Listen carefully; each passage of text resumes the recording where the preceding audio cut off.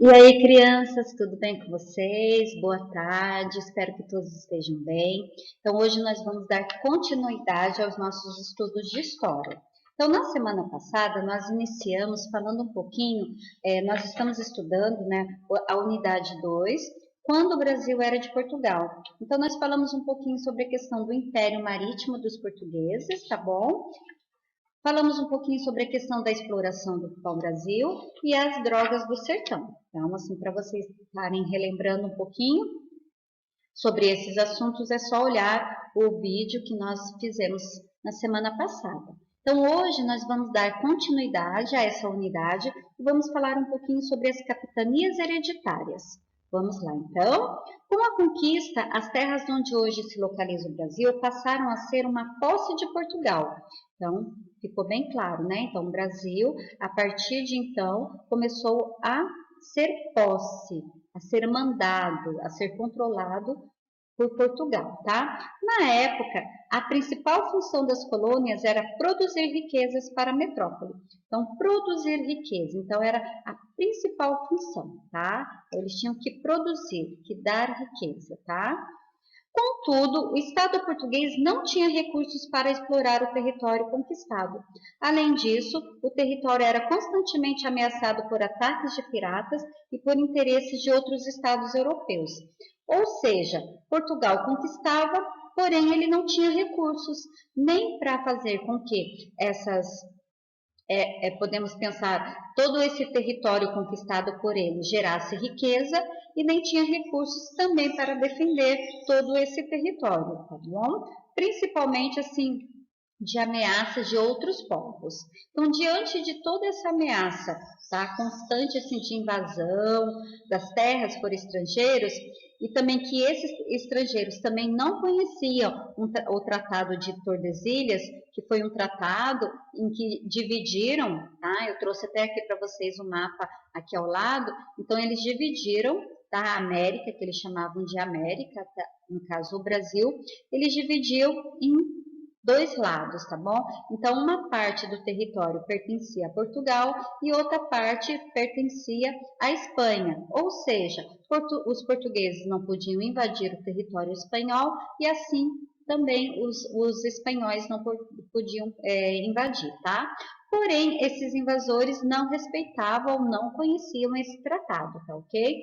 Então, o que o rei de Portugal, lá em 1534, o que ele decidiu fazer? Ele decidiu dividir o território americano em capitanias hereditárias, que é aquilo que a gente vai ver, vai aprofundar um pouquinho agora, tá bom? Então, o que é? O território, então, ele foi dividido em 15 faixas. Então, podemos ver, vocês vão ver com mais clareza aí no livro de vocês, esse mapa, tá? Então, esse mapa é o mapa do Brasil, tá? Da época, e ele estava dividido aqui em faixas horizontais, em 15 faixas horizontais, tá ok? Então, cada donatário, o que era donatário? Era um nobre português, tá? Então, deu para ver que o brasileiro não entrava nessa questão da nobreza e o que ele fazia, né? Ele doava, tá?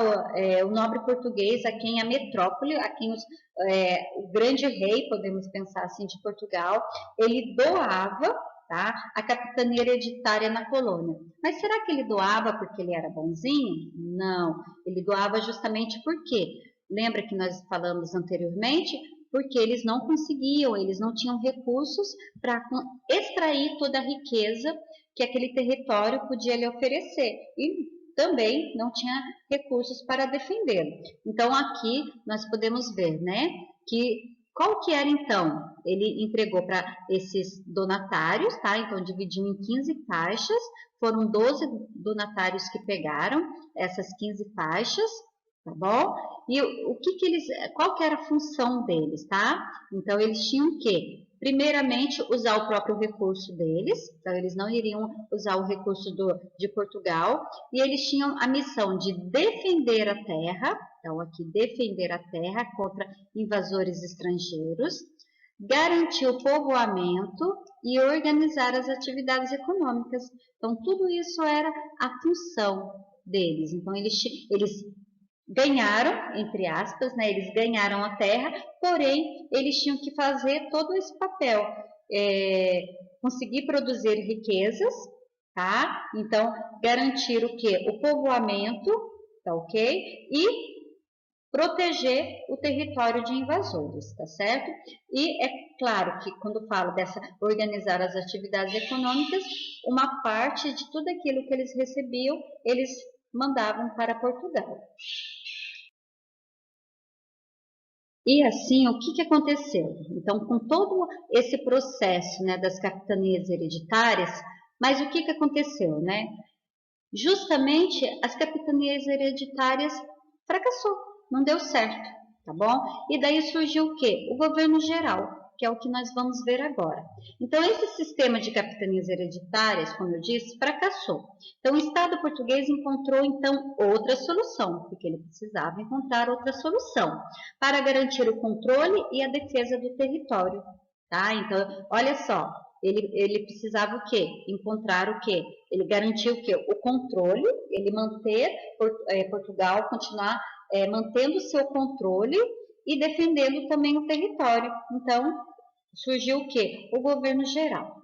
O primeiro governador-geral da colônia portuguesa foi Tomé de Sousa, que chegou em 1549.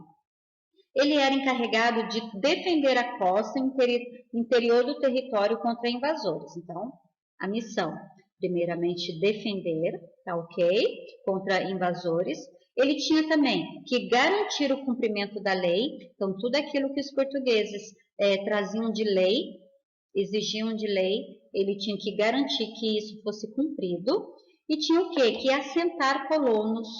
Então, fazer com que os colonos trabalhassem, ficassem ali, fizessem produzir, tá? E organizar a administração da colônia.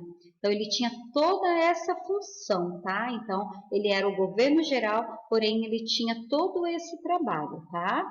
Então, para isso, ele fundou a cidade de Salvador, primeira capital do Brasil no atual estado da Bahia, que nós temos, né, que aqui fala no atual estado da Bahia. Então, até o momento, Salvador, tá? Então, Salvador foi a primeira capital do Brasil. Por quê? Porque lá que iniciou esse processo, né, esse primeiro governo geral.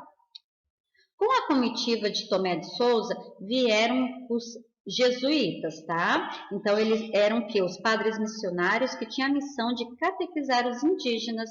Então, ele trouxe, podemos pensar assim, ele trouxe consigo esses padres missionários, tá bom?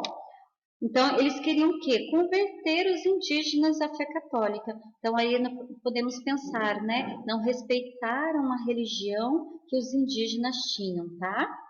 Então, acreditava-se que a religião facilitava a submissão da população nativa à igreja e ao Estado português.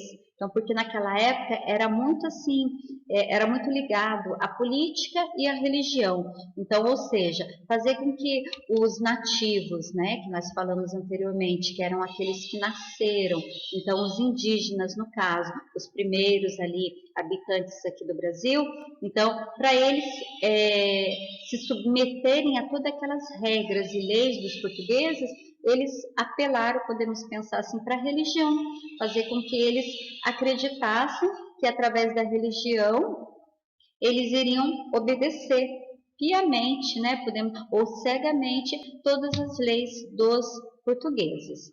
Então, logo em seguida, vocês terão essas atividades para vocês responderem. Podem estar respondendo no próprio livro, tá ok?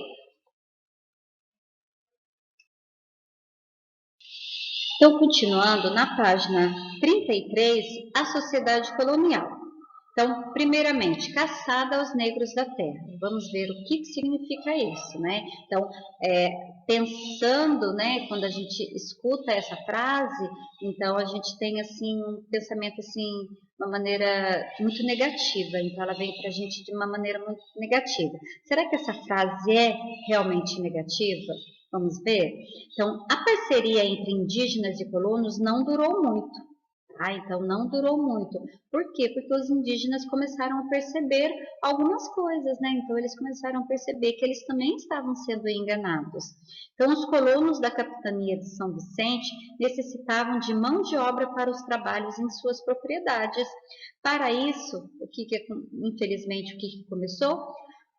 O início da escravidão. Então, eles começaram a escravizar os indígenas, que eram chamados de negros da terra. Então, olha só, a situação dos indígenas. Os verdadeiros donos da terra se tornaram escravos. Eles eram aprisionados pelos bandeirantes no sertão e depois vendidos como escravos para cumprir diversas funções. Tá? Então, aqui no Brasil, iniciou a escravidão, infelizmente, por seus povos nativos, né? Então, eles foram os primeiros escravos de povos estrangeiros. Então, aqui nós temos um pequeno relato, né? De Antônio Celso Ferreira, tá? Então, ele vai falar um pouquinho assim sobre essa questão assim de como que era essa escravidão. Uma vez escravizado, o índio era submetido a todo tipo de trabalho, nas lavouras, na derrubada das matas, no preparo das roças, nos engenhos, nos moinhos, nas casas, no transporte de mercadorias, equipamentos e alimentos, na construção de casas e edifícios, na caça, na pesca, no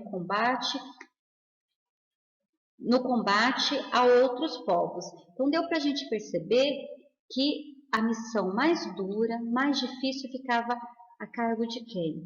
Dos indígenas, que eram o quê? Os escravos da época, tá? Então, assim, infelizmente, isso aconteceu, né? Então, a partir de então, né, nós já vimos um pouquinho sobre a questão da troca, do escambo, né? Então, quando os portugueses começaram a trazer objetos de usos dele, trocar com os indígenas, né? Ou por ouro, ou por algum tipo de trabalho, só que a partir de então, os indígenas começaram a perceber que os colonos, eles não queriam a amizade deles, mas eles estavam sendo explorados. Então, a partir de então, eles começaram a ser escravizados, tá? Então, infelizmente, é uma parte muito triste da nossa história, tá? Então, nós vemos assim, todo esse processo que está acontecendo, né? Desde ali da questão, né? Dessa separação, né? Onde o governo português não tinha condição de cuidar das terras, não tinham recursos e tudo mais. Então, iniciou todo esse processo, né? Das capitanias hereditárias, e depois veio a questão do governo geral, e daí, infelizmente, iniciou esse processo de escravidão dos indígenas. E daí, o que aconteceu? Então, começaram a escravizar os indígenas para fazer todo aquele trabalho pesado, tá? Então, aqui, com a cana-de-açúcar, iniciou também o quê? Infelizmente, o processo de escravidão dos africanos também. Então, além dos indígenas, os africanos. Então, entre os séculos 16 e 17, nas capitanias de Pernambuco e Bahia, desenvolveu-se a cultura da cana-de-açúcar. Os donatários buscavam recursos para construir os engenhos e produzir o açúcar, que depois seria exportado para a Europa. As mudas de cana-de-açúcar, a maior parte dos equipamentos necessários à produção e muitos dos produtos utilizados no cotidiano vinham do continente europeu. No mesmo período, navios transportando escravizados chegavam da África. Os engenhos de açúcar dependiam do trabalho dos africanos escravizados, responsável por quase todas as fases do processo de produção de açúcar. Tá? Então, assim, a partir do momento que iniciou todo esse processo de produção do açúcar, tá? Então, desde lá da plantação da cana-de-açúcar até essa produção do açúcar nos engenhos, iniciou, infelizmente, também esse processo de escravidão dos povos africanos, tá? Então eles começaram a ser trazidos à força, é claro, da África para o Brasil também, para fazer esse trabalho pesado também, tá? Então isso iniciou no século XVI até mais ou menos no século XVII, tá bom? Então, principalmente nas capitanias de Pernambuco e Bahia, então lembrando um pouco lá sobre as capitanias hereditárias, então desenvolveu toda essa cultura da cana-de-açúcar e a partir de então iniciou esse processo muito triste da nossa história, né? Também da escravidão dos povos africanos. Então aqui nós temos, vocês têm algumas atividades para estarem respondendo também, tá? Então não esqueçam de responder essas atividades. Então nessa última página que nós vamos tá falando um pouquinho, é apenas assim, são algumas atividades que vocês vão estar fazendo. Então aqui nós temos a leitura de um texto, não esqueçam de ler, leiam com calma mesmo, reflitam para vocês conseguirem responder as questões que estão aqui na página 35, tá bom? Então vocês têm a questão A, B e C. Não esqueçam de responder. Então, crianças, até mais. Bom estudo para vocês, não deixam de realizar as atividades, tá? Porque tudo isso que vocês estão fazendo é para crescimento de vocês mesmos, tá? Então, bom estudo, até a próxima aula. Fiquem com Deus e não esqueçam de se cuidar também, tá bom? Então, tchau!